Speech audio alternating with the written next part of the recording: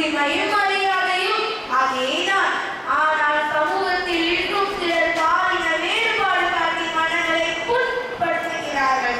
இன்று அந்த அநீதியை மாற்ற வேண்டும். சமத்துவம் எனும் சிந்தனை வளர வேண்டும். அதற்காகத்தான் நான் பேச வருகிறேன். பாலின வேறுபாடு என்ற தலைப்பில் சமூகத்தில் நிலவும் பாலின சமத்துவமின்மை மற்றும் சமூக பாகுபாடு.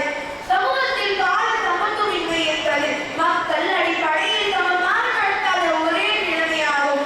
இது பாலின பாகுபாட்டின் விளைவாக ஏற்படுகிறது. அங்கு உயிரியல், உளவியல் அல்லது கலாச்சார வேறுபாடுகளை அடிப்படையாக கொண்ட நெறிமுறைகள் ஒரு பாலினத்தினருக்கு மற்றவர்களை விட சாதகமாக இருக்கிறது. இதன் விளைவாக பாலின சமத்துவமின்மை, கல்வி, ஊதியம், அதிகாரத்தில் பங்கேற்பு மற்றும் வன்முறை போன்ற பல அம்சங்களில் பிரதிபலிக்கிறது.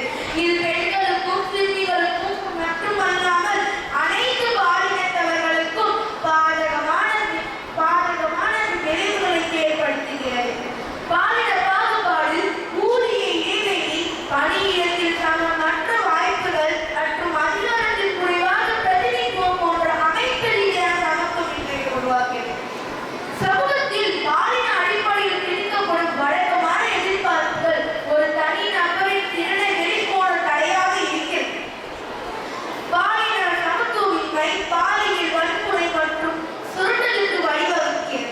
இது பாதிக்கப்பட்டவர்களின் பாதுகாப்பையும் நல்வாழ்வையும் பாதிக்கிறது.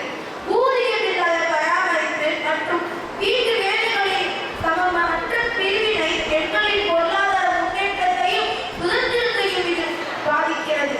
இது பெண்களுக்கும் சிறுமிகளுக்கும் மட்டும் பாதிக்கவில்லை, ஆண்கள், திருநங்கை என அனைத்து பாலினத்தவர்களுக்கும் பாதகமான விளைவுகளை ஏற்படுத்துகிறது. தகையறிந்து தக உணர்ந்து தாங்கி இடம் கொடுத்தல், பகையறிந்து செய்தல் ஓரது.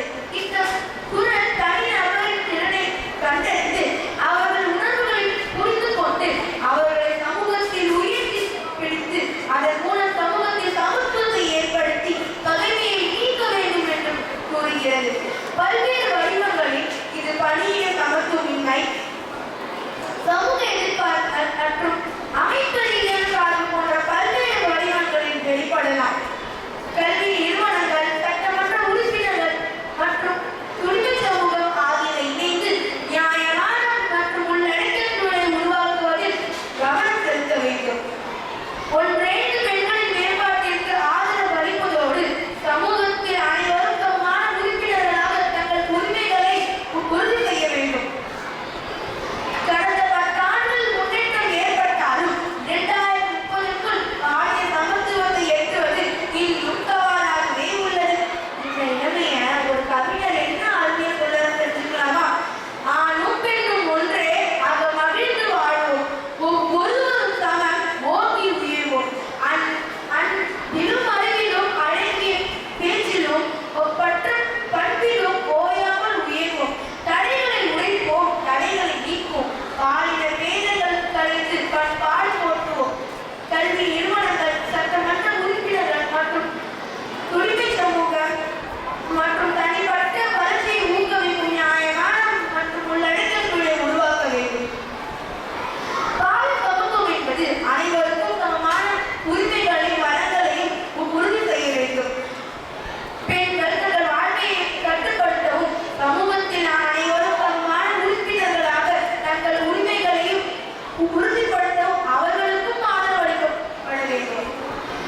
இத என்னோட சிந்தனையில ஒரு பாடல் இருந்த இருக்கேன், கேட்கிறீங்களா?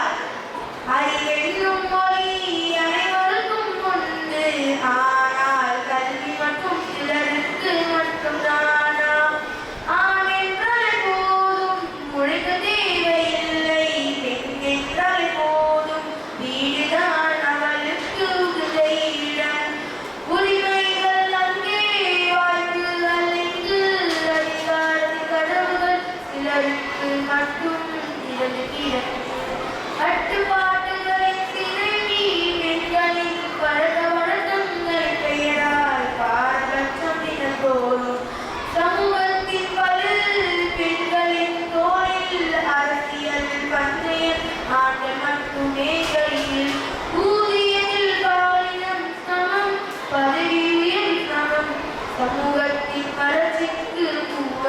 பங்களிக்கும் அவசியம் சமூகத்தின் வளர்ச்சிக்கு கூவரி பங்களிக்கும் அவசியம்